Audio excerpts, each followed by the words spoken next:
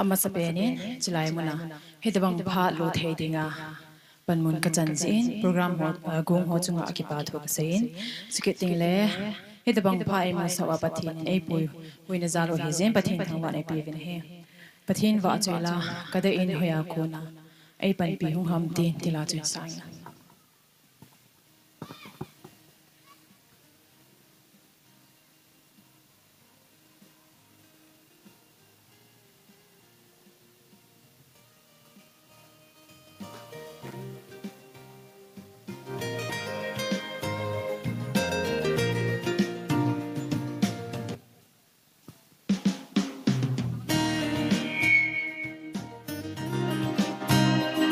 Hello.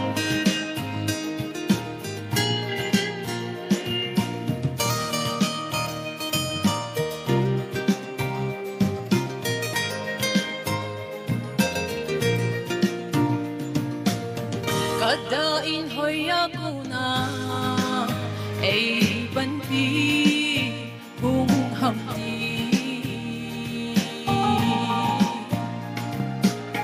kada in hoy za kuna ay banti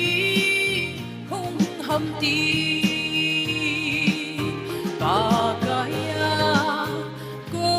nahi Pathena Guna Ama Buhi Kalampi Ay Salva Pagay Nalubing Ay Se Hibang Long May Lu